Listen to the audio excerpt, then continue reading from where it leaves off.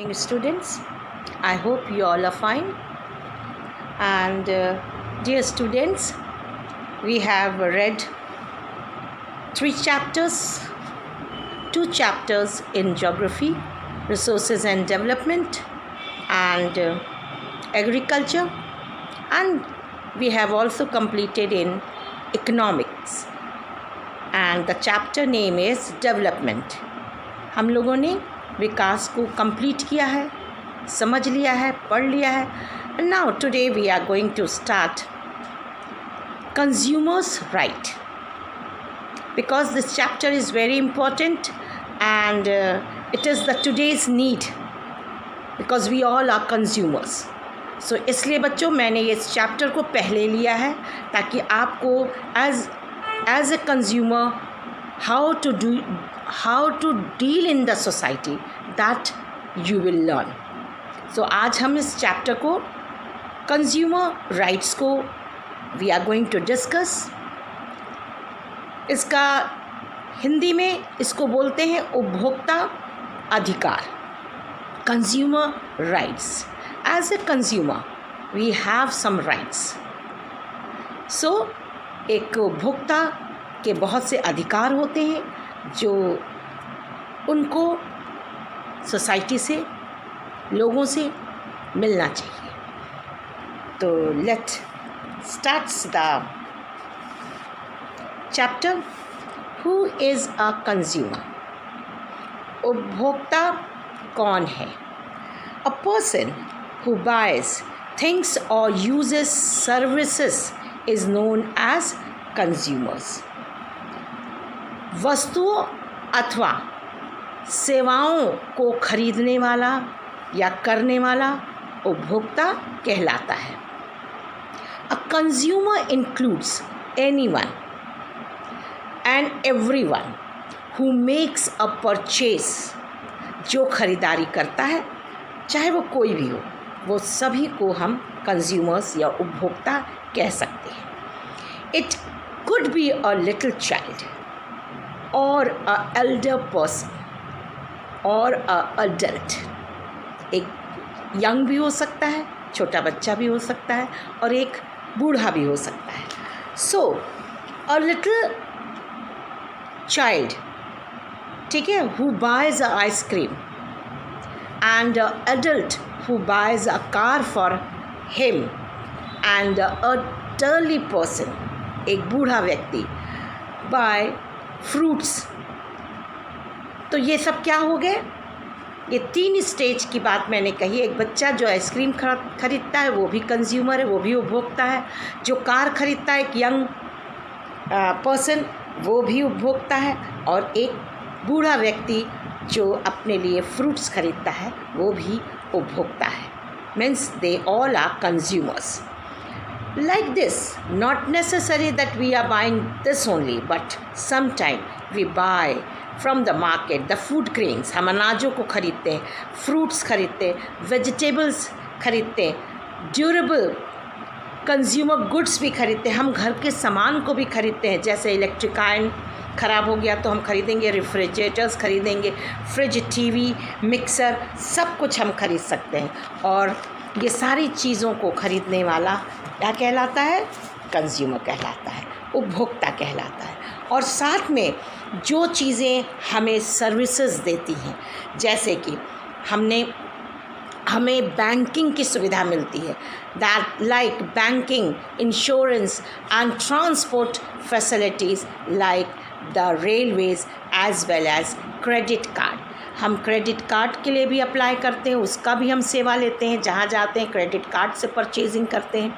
साथ में हम बैंकिंग की ये सारी सुविधाएं हैं. This is the services which is given to us from the society. ये हमें गवर्नमेंट की तरफ से ये सारी सुविधाएं हमें प्राप्त होती हैं. तो we all are consumers, whether we are buying the food grains or the food item or the domestic item, or as well as we are availing the services of banking, insurance, railway, roadways and the other things. Now the next topic is how consumer is exploited. उपभोक्ता का शोषण कैसे होता है? हम समाज में रहते हैं, सोसाइटी में रहते हैं, तो जब बाज़ार में हम निकलते हैं तो हमारा शोषण होता है. We all are exploited. ठीक है. So first, how we are exploited? There are following ways. Substandard services are providing to the consumers and they are harassed to pay the full bill for the service like in hospitals and school etc. तो इस तरह से उपभोक्ता का होता है शोषण. जैसे उपभोक्ताओं को घटिया सेवाएं प्राप्त की जाती हैं. जैसे वह कभी कभी सामान गलत मिल जाता है और उन्हें उस सेवा के लिए अलग से बिल देना पड़ता है. जैसे हम कहीं गए, कुछ हमने ख़रीदा तो उस पे हमको अलग से बिल देना पड़ा, जैसे कि अस्पतालों में या स्कूलों में. तो इस तरह से भी शोषण होता है.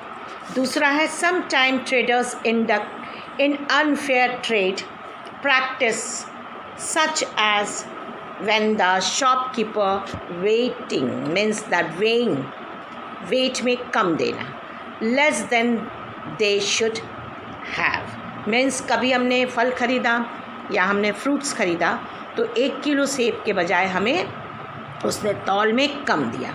तो एक बार मतलब कुछ बार जो है व्यापारी अनुचित व्यवहार भी करते हैं और मतलब बहुत रूडली हार्शली बोलते हैं. अगर हमारा सामान ख़राब है, हम लौटाने जाते हैं तो they don't want to exchange, they don't want to take back the things and then they say that no we can't take back because once it is sold. जब एक बार बिक गया तो हम इस सामान को वापस नहीं लेंगे.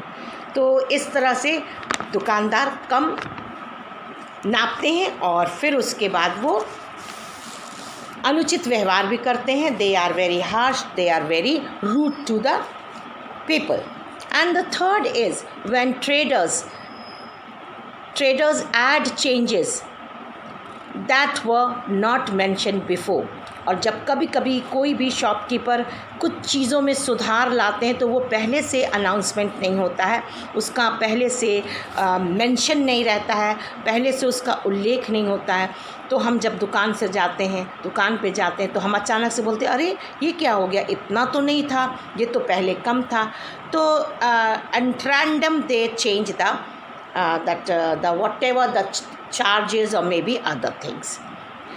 Then the fourth is when adulterated and defected goods are sold to the consumers. Sometimes मिलावटी फूड ग्रेन्स और द खाद्य सामग्री उपभोक्ताओं ग्राहकों को बेची जाती है. And the example like the milk powder, it is very famous because nowadays the mothers are feeding their child. ये ऊपर वाला दूध जो वो लोग पिलाते हैं तो ये बहुत ही ज़्यादा वैल्यू इसकी है क्योंकि बच्चों को जो मदर्स वर्किंग है they are depending on the powder milk. So यहाँ लिखा है a company sells powder milk for babies all over the world, claim that its product is better than mother's milk.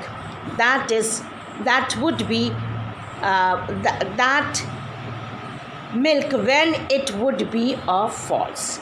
मतलब वो कंपनी जो है अपने बहुत ही नाम कमाने के लिए, बिक्री करने के लिए ये बोलती है कि ये मिल्क जो पाउडर है ये माँ के दूध से भी अच्छा है. तो ये जो है ये बहुत सही नहीं है.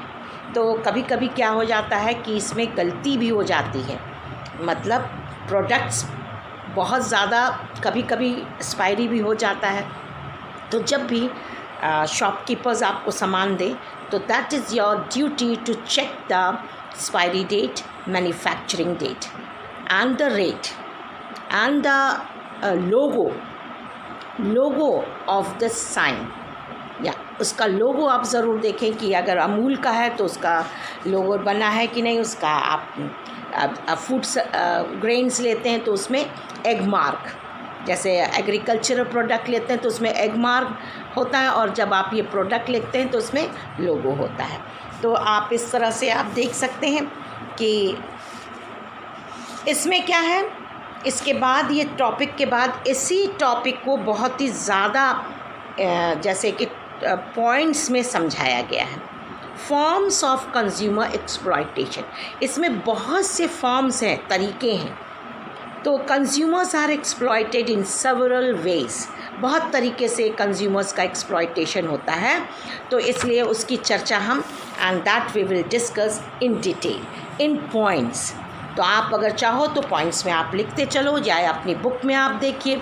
तो सबसे पहले फॉर्म्स ऑफ एक्सप्लॉयटेशन, तो इसके कौन कौन से तरीके हैं एक्सप्लॉयटेशन के या उपभोक्ता शोषण के, कौन कौन से तरीके हैं। तो सबसे पहला है अडल्टरेशन, मिलावट करना। The first is adulteration, it means mixing of substituting undesirable material in food. It is injurious to health and even result in death. तो मिलावट करना, तो कभी कभी जो लालची उत्पादक हैं, जो प्रोड्यूसर्स हैं, वो अपने लाभ को बढ़ाने के लिए खाने पीने की चीज़ों में जैसे तेल, मक्खन, घी, मसाले आदि में मिलावट करते हैं, और ये हमारे स्वास्थ्य के लिए भी हानिकारक है। और इससे क्या होता है, हमारे स्वास्थ्य भी खराब होता है, और साथ में कभी कभी लोग जो है कि मृत्यु भी हो जाती है, लोग मर भी जाते हैं। तो फर्स्ट ये था जो भी आपने देखा फॉर्म्स ऑफ एक्सप्लॉयटेशन। तो इसमें जो शोषण के तरीके, उसमें पहला तरीका क्या मैंने बताया, अडल्टरेशन, मिलावट करना। अब हम दूसरा देखते हैं, फॉल्स क्लेम, अधूरी या गलत जानकारी। तो sellers make false claim about the durability and the quality of their products through advertisement. जैसे कभी कभी एडवर्टीज़मेंट के ज़रिए से टीवी में बहुत ज़्यादा किसी चीज़ का बहुत प्रचार हो जाता है और हम उसको ख़रीद लेते हैं, और जब ख़रीदते हैं लेकिन वो फॉल्स एडवर्टीज़मेंट था, प्रचार था। हमने टीवी उसके प्रचार को देख के वो चीज़ें खरीद ली, लेकिन जितना प्रचार ज़ोरदार था उतना सामान हमारा उस मतलब कंपैरिजन में हमारा सामान उतना अच्छा नहीं था। तो कभी कभी जो है झूठ बोल के जो प्रोड्यूसर्स हैं अपने सामान को बेचते हैं। तो इसलिए as a consumer, as a उपभोक्ता हमें बहुत ही सावधान होना है, हमें इस बात को समझना है, बिना देखे परखे समझे, without checking we should not buy anything, ठीक है। And the third is under measurement, मतलब कम तौलना या मापना। तो बहुत से like the sellers generally give under measured goods and charge for the actual quantity. आप देख लो, कभी कभी पापा या कोई भी मम्मी या आप कभी फ्रूट्स खरीदने जाते हो तो एक अंदाज़ा है कि 1 किलो सेब में छोटे सेब 9 चढ़ते हैं, 9 या 10, थोड़ा बड़ा हो तो वो चढ़ेगा 7, ठीक है। बड़ा वाला, बहुत बड़ा वाला तो 7 चढ़ता है क्योंकि वो हैवी होता है, छोटे वाले 9, 8, 9 चढ़ जाते हैं। तो एक अंदाज़ है, अगर उसने हमें 4 सेब बड़े दिए तो मुझे अंदाज़ा लगाना चाहिए ना या आपको कि अरे ये तौल में कम है। तो इस तरीके से वो हमें चीट करते हैं, एक तो तौल में भी और वो ख़राब चीज़ें दे करके। आपने चुन के सेब को बास्केट में अच्छा डाला, वो क्या करेंगे कि जब तौल ज़्यादा होता तो उसमें से अच्छा वाला निकाल के जो दाग वाला, जो डिफेक्टिव पीस है वो आप में रख देते हैं। तो जब आप घर आते हो तो आप देखते हो और कहते हो अरे ये वाला तो मैंने नहीं रखा था। तो इस तरह की चालाकियाँ जो हैं, they do the shopkeepers, they do only to bluff people, दूसरों को धोखा देने के लिए। तो इस तरह से कम नापना या मापना, under measurement, it is the third point. And now fourth, holding and the black marketing, मतलब कि जमाखोरी या काला बाजारी। तो traders generally hold the stock of essential commodity to create artificial scarcity in the market so that they can sell their commodity at higher price। तो इस तरीके से काला बाजारी या जमाखोरी, आप इस तरह से कभी आपने उदाहरण आपको आपको उदाहरण के तौर पे मैं बताती हूँ कि प्याज जो है वो कभी कभी 100 रुपये हो जाता है, कभी 80 रुपये हो जाता है, और कभी 20 रुपये, 25 रुपये, 30 रुपये हो जाता है। तो जब सामान कम रहता है तो ये शॉपकीपर्स जो हैं वो उन सामानों को अंडरग्राउंड कर देते हैं, और तब वो काला बाज़ारी कैसे करते हैं, जमाखोरी करते हैं, वो सामानों को जमा कर लेते हैं, और जब उसकी क्राइसिस हो जाती, कमी हो जाती, तो उसको बाहर निकाल कर के उसको दुगने तिगने दाम पर बेचते हैं। तो इस तरीके से आप इस चीज़ को समझें। Now the fifth one is substandard goods. Seller मतलब घटिया सामान। सबस्टैंडर्ड गुड्स का क्या मतलब है बच्चों? घटिया सामान। तो sellers usually sell inferior quality goods in order to make more profit. मतलब कि जो घटिया सामान वो बेचते हैं, उनका मोटो क्या है कि वो ज़्यादा से ज़्यादा प्रॉफिट कमाए। तो इस तरीके से ख़राब माल को, ख़राब किस्म के चीज़ों को, defective piece goods are sold in the market only to earn the benefit। इस सिर्फ दुकानदार ग्राहकों को घटिया सामान या माल देता है क्योंकि ऐसा करने से उसे अधिक लाभ होता है। और सिक्स्थ है हाई प्राइस, अधिक मूल्य। Seller who are dealing in necessities generally charge, ठीक है, सेल्फ वेट मनमाना, सेल्फ विल्ड, ठीक है, प्राइजेस। तो जिन चीज़ों के ऊपर विक्रय मूल्य नहीं लिखा, जैसे कि रिटेल प्राइस कोई भी पैकेट के ऊपर जहाँ नहीं लिखा रहता पैक्ट वाले सामान, तो वो खुले सामान को अधिक मूल्य लेकर के बेचते हैं, अधिक प्राइस लेकर के, ठीक है। लेकिन अगर आप कोई पाउच वाला ले रहे हैं, पैकेट्स का सामान ले रहे हैं, उसके ऊपर उसका दाम रिटेल प्राइस, ठीक है, ये लिखा रहता है, तो आप उतना ही प्राइस लोगे। लेकिन फिर भी वो जब आप थोक में लेते हो, together in bulk you purchase the shopkeepers जो पर बल्क में 25, 50, 100, 200 पैकेट्स ख़रीदते हैं, तो उसका रेट पैकेट का, जैसे एक चीज़ का नाम 50 रुपये है, एक कोई भी दालमोट का पैकेट 50 रुपये का है, या बिस्किट का पैकेट, तो उसको रिटेल प्राइस में, रिटेल प्राइस का मतलब होता है छूट पे, उसको 10% छूट पे, 15% छूट पे, उससे उनको बाज़ार में 40 रुपये का मिलेगा, 35 रुपये का मिलेगा। लेकिन जब वो आपको सेल करेंगे तो उसी किस पे, MRP पे। तो जो MRP उस पर लिखा हुआ है पैकेट पे, वो MRP पे आप ख़रीदते हो। तो शॉपकीपर को डबल फ़ायदा होता है, वो आपसे भी कमाता है, और जो है वो उस पर उसको जो छूट मिलती है 10% सरकार की तरफ से, when he is purchasing in bulk, तो उस बल्क पे उनको उतना छूट मिलता है। तो इस तरीके से हमने अभी 6th हाई प्राइस, अधिक मूल्य पढ़ा। Now 7th is unpleasant behaviour and unnecessary conditions. तो इसको हिंदी में बोलते हैं अप्रिय व्यवहार और अनावश्यक, मतलब बहुत ही बेकार स्थिति में वो जो है शॉपकीपर हमको डील करता है। Consumer have to face the situation and undue condition with regard to matters like LPG connection and linked items etcetera.